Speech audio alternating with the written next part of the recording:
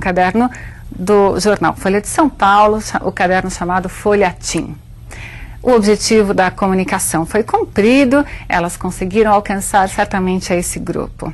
Ficou claro para vocês? Então, a linguagem coloquial será utilizada num texto literário se a personagem estiver falando, se houver ali a transcrição da fala da personagem, isso vai deixá-la mais autêntica.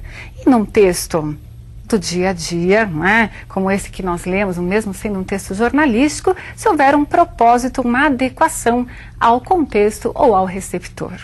Ficou claro para vocês? Então vamos lá. Vejamos mais uma variação linguística. Vejamos o regionalismo.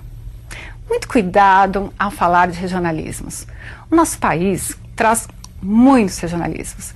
Em estados distintos, temos expressões distintas para a caracterização de situações ou de objetos. Não há erro em haver essas expressões distintas. Vamos chamar simplesmente de variações adequadas. Claro, estamos falando de cultura e a linguagem é a expressão dessa cultura.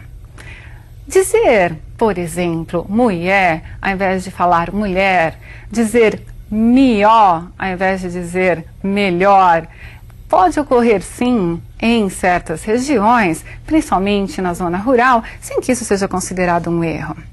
E no texto literário, como será que a linguagem regional vai aparecer?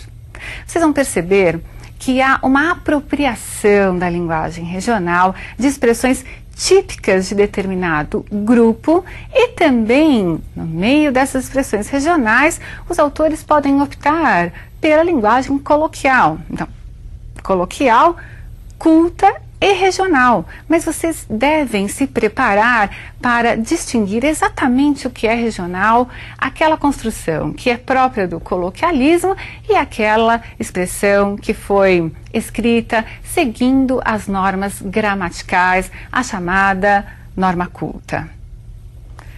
Vamos ler um texto de Guimarães Rosa. Guimarães Rosa, brilhante autor, traz uma série de textos, livros interessantíssimos, com muitos exemplos de regionalismos misturados à norma culta e até aos chamados arcaísmos. Então ele vai buscar lá longe algumas palavras que já nem são utilizadas no nosso vocabulário e mescla a norma culta, a linguagem coloquial, os regionalismos e o arcaísmo, que mostra a erudição, o conhecimento da linguagem de forma mais aprofundada, até histórica.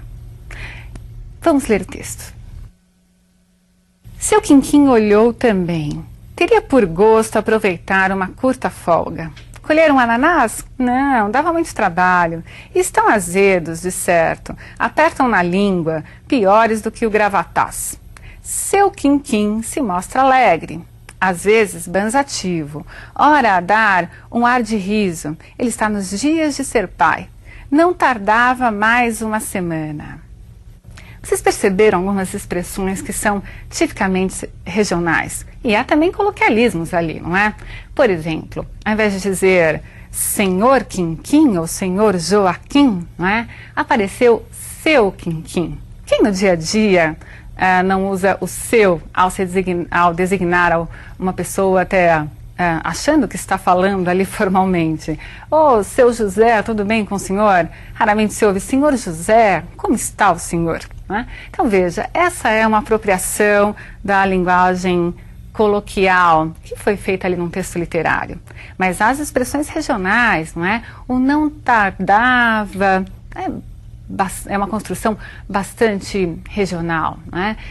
Quando o próprio Guimarães Rosa escreve seus textos, ele busca respeitar essa característica da personagem, que é a de falar de forma diferente, com construções específicas naquele meio em que vive. Entenderam isso? Muito bem. Para encerrar nossa aula, vamos tocar em uma variação linguística que é muito interessante, muito próxima de vocês, também muito próxima a outros grupos sociais, que é a gíria. O que é a gíria? A gíria é um inventa-palavras, como diria Caetano Veloso. São palavras inventadas, criadas para designar situações, coisas, pessoas, dentro de um grupo social, como se fosse um código, não é? Às vezes, de tão usada essa linguagem, essa gíria, ela passa a se expandir, a fazer parte do vocabulário comum. Ela passa para o coloquial e, quem sabe, depois de um tempo, até a incorporar a norma culta. Vamos ler um exemplo em que a gíria aparece. É interessante vocês observarem que esse texto que nós vamos ler, apesar de trazer muitas gírias claramente identificadas, foi escrito por um maestro. Ele teve uma intenção ao usar a gíria. E você vai perceber qual é essa intenção. E vai identificar as gírias e identificar o propósito do maestro. Vamos ler. Pô, Erundina, massa! Agora que o Maneiro Cazuza virou um nome num pedaço aqui na Sampa, quem sabe te anima e acha aí um point para botar o nome de Madalena Tagliaferro, Cláudio Santoro e Radamés Inátali. Esses caras não foi crooner de banda a lá trogloditas do sucesso, mas se a tua moçada não manjar quem eles foi, dá um look aí na Enciclopédia Britânica ou no Grooves International e tu vai sacar que o astral do século XX musical deve muito a eles. Você percebeu logo no início? Pô, Erundina, esse pô é gíria, não é? E se a tua moçada não manjar, é gíria também. Dá um look aí, é gíria também. E você reconheceu a gíria. E você percebeu também, eu tenho certeza, que o maestro fez uso dessa linguagem para contestar. Espera aí, se cantores populares, artistas populares podem ter seus nomes em logradouros, personalidades ligadas à música erudita também poderiam. Muito bem, ficou claro para vocês? Pessoal, na próxima aula continuaremos a falar sobre redação e eu espero vocês. Um grande abraço.